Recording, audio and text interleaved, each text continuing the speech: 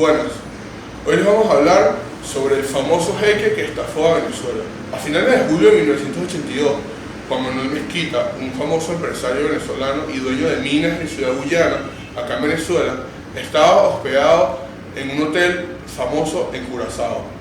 De ahí, Venezuela estaba sumergida en una crisis financiera y petrolera, ya que era el fin de la Venezuela saudí. Todos los empresarios en Venezuela buscaban una inversión y necesitaban una manera de escapar de la crisis. Esto conllevó a Juan Manuel a una medida desesperada de buscar inversión en el extranjero. Casualmente, como le dije antes, estaba de vacaciones en Curazao y el amigo de él, el gerente de dicho hotel, le notificó que en el hotel se estaba hospedando un famoso jeque saudí que buscaba invertir en la cuenca del Caribe. Juan Manuel se interesó demasiado en el tema y empezó a ser consistente con el gerente para tener una reunión con el famoso jeque. Este jeque se negaba, al principio se negaba muchas veces, pero luego logró tener dicha reunión. De ahí hablaron el paraíso que era Venezuela y todas las inversiones que podía llevar para allá. Él logró convencer al jeque de venir a Venezuela para que él pudiera hablar con los empresarios y pudiera lograr varios los negocios que él quisiera. En dicha reunión, Juan Manuel Mezquita le regaló a ese jeque 3 potes que hoy en día conocemos como potes de mayonesa, llenos de oro, que fueron explotados en sus mismas minas aquí en Venezuela. El jeque se enamoró y empezaron a tener sueños de buenas inversiones acá en Venezuela. Llegaron a la ciudad de Caracas a principios del mes de agosto de 1982 y se empezó a correr la voz en todos los empresarios importantes del país que había un jeque que quería invertir en Venezuela. Ese jeque se llamaba Alaa Al-Fadhili. Se hospedó en el Hotel Tamanaco y en Venezuela nunca fue visto un señor o una cultura de tanta bonanza. Un señor que llegó con 20 maletas y 12 esposas, algo nunca antes visto en Venezuela. Empezó a resonar en toda la alta sociedad de Caracas de Alaa Altamiri.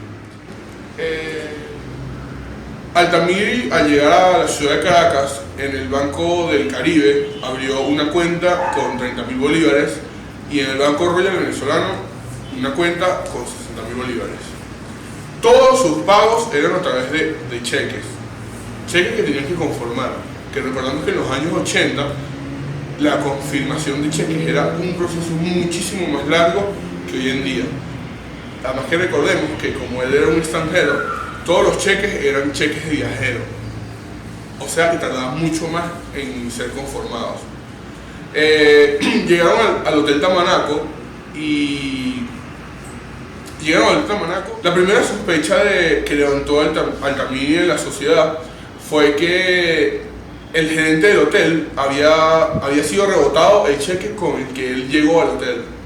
El gerente se dirigió hacia el supuesto jeque, y este le notificó que el cheque había sido rebotado. Pero era algo de no preocuparse porque fue un error en la firma. ¿Qué pasó? El jeque muy apenado sacó 30.000 bolívares en efectivo y abonó a una parte de la deuda que tenía con el hotel.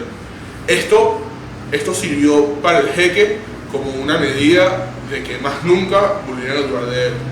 Y de en adelante todos los empresarios confiaron fielmente en la palabra del dicho jeque. Este jeque llevaba una vida ostentosa, llena de fiestas y de lujos, algo que era inaceptable en la vida del Islam. Fueron 2 importantes fiestas que se realizaron. La primera fue para conocer a la sociedad y la segunda fue cuando comenzó todas las estafas.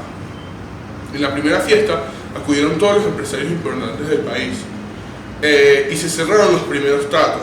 ¿Qué pasó en esta fiesta?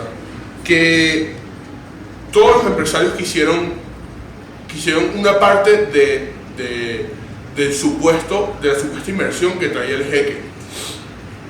Entonces muchos empezaron a dejar dinero para convencer, o sea, muchos trajeron sus proyectos para convencer al jeque de la inversión en sus ideas. Con un solo negocio o con un trato que tenía, que fue el más sonado, que fue de supuesto de una inversión de $100 millones, el jeque esa noche logró recaudar $10 millones en efectivo de las otras personas que al escuchar esto decidieron desesperadamente la atención de Altamira. Esa fue una de las primeras estafas y el golpe más duro que hubo. También para la segunda fiesta se pidió 90 relojes a la casa Rolex de Venezuela, que serían regalados a los 90 inversores o a los 90 socios que estarían con el jeque. Se estimó que la pérdida de la casa Rolex de Venezuela fueron más de 3 millones de bolívares. Se estimó que la estafa fue de $20 millones, logrando un duro golpe a los empresarios venezolanos. Esto se logró, recordamos que en los años 80 era el final de la Venezuela saudí y todos los empresarios estaban desesperados por una inversión en sus negocios y en sus proyectos. Se había acabado la bonanza y la esperanza que había en el petróleo. Y lamentablemente muchos cayeron y muchos creyeron en hoy en día esta historia nos dejó como una enseñanza que si es verdad a la hora de meter un socio o un inversionista en tu negocio es muy importante conocer su historia y su historia crediticia y su récord en los bancos y conocerlo como persona también.